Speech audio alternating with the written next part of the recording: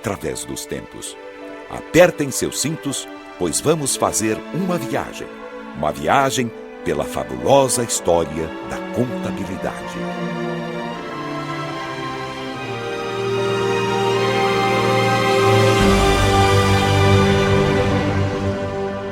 O homem primitivo já praticava uma contabilidade rudimentar ao contar seus instrumentos de caça e pesca e seus rebanhos. Mas foi na Mesopotâmia, região situada entre os rios Tigre e Eufrates, no atual Iraque, que foram encontrados os primeiros registros patrimoniais. O homem começava a registrar o seu patrimônio. Era a origem do diário. Os séculos passam. Surgem novas civilizações. Em torno do Baixo Nilo, nas planícies de inundação, a agricultura floresceu e com ela um povo que deixou seu legado até os dias de hoje, os egípcios. O papiro, colhido às margens do grande rio, onde os escribas registravam os movimentos, eram os primeiros livros contábeis. Dos portos de Tiro e Sidom, os fenícios navegavam pelo Mediterrâneo, expandindo sua rede de comércio. Foram eles os primeiros a desenvolver as trocas em bases monetárias e simplificaram os registros por símbolos. Da Península Itálica vieram os romanos.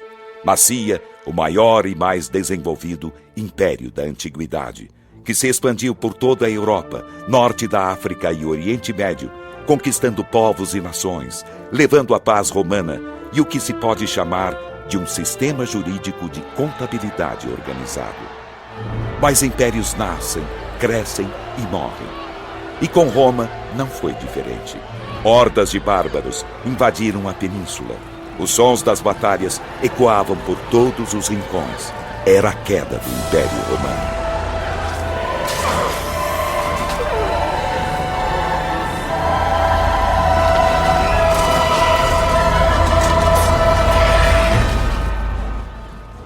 O tempo não para.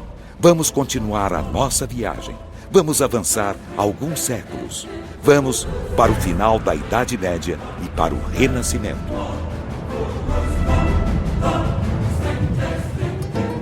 Os árabes, ao invadirem a Península Ibérica, trouxeram obras manuscritas de contabilidade que muito influenciaram o comércio na velha Europa.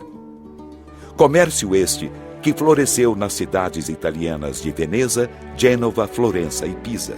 Os comerciantes necessitavam de uma escrituração capaz de refletir os interesses dos credores e investidores e que era, ao mesmo tempo, útil nas suas relações com os consumidores e fornecedores. A sistematização da contabilidade estava a caminho. Também as artes e a ciência se desenvolviam. O mundo deixava a idade das trevas. Era o Renascimento. E com ele a figura de Luca Pacioli, frade franciscano, autor de uma obra que expõe o método das partidas dobradas, princípio contábil, segundo o qual todo lançamento a crédito numa conta faz com que surja outra conta, onde é registrada a mesma importância a débito.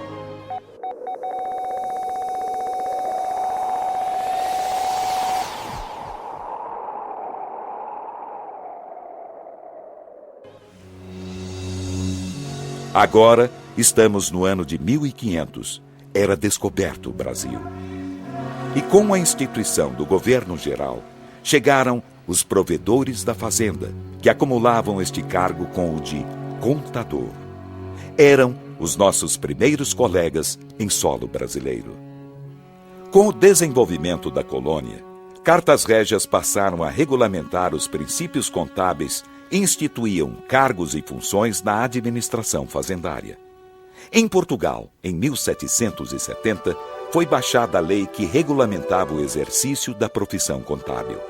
E a partir da vinda da família real para o Brasil, iniciava-se o ensino contábil em terras brasileiras com a instalação em 1810 da Aula de Comércio da Corte.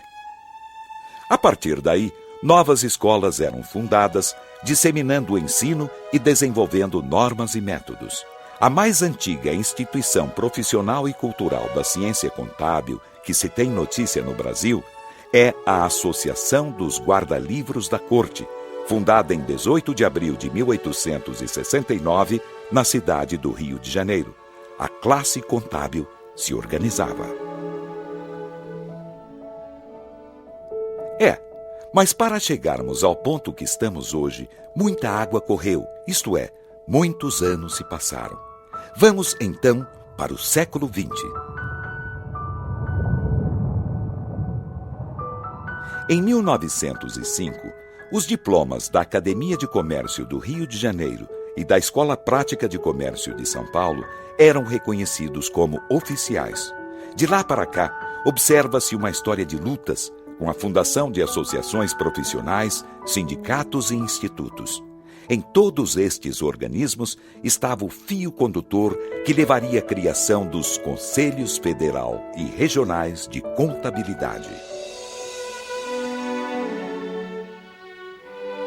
Em 1924, realizava-se no Rio de Janeiro o primeiro Congresso Brasileiro de Contabilidade, que foi enfático ao recomendar a aprovação de uma lei para regulamentar o exercício da profissão. Mas para chegar a este objetivo, foi preciso uma grande luta em que não faltaram idas e voltas de projetos que eram apresentados e não apreciados. Finalmente, o presidente Eurico Gaspar Dutra, através do Decreto-Lei nº 9.295/46, reconhecia uma das profissões mais antigas do Brasil. Devemos tudo isto à tenacidade de homens como o professor Francisco Dáurea, o professor Frederico Hermann, o senador João Lira, o professor Hilário Franco e outros que, com seu trabalho incansável, ajudaram a consolidar a profissão.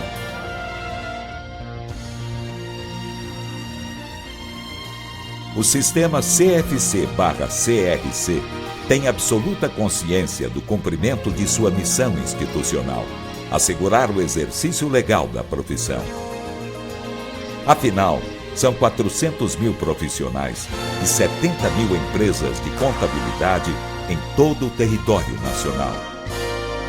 A capacitação e a valorização do contabilista, o fortalecimento de suas entidades representativas e a promoção do desenvolvimento contábil são objetivos perseguidos no dia a dia.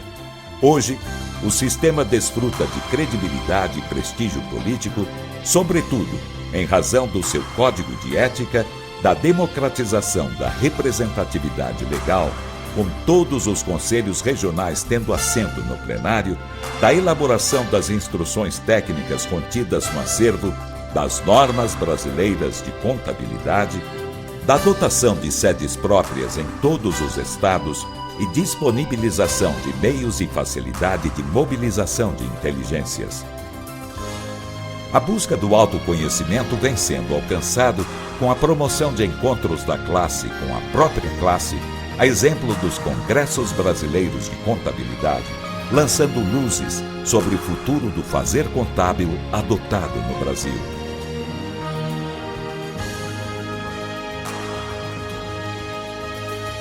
E daí em diante, segue concretizando uma a uma cada conquista, na sua inarredável determinação de construir um futuro sempre melhor para a classe contábil, para o bem da sociedade brasileira em sintonia com a humanidade.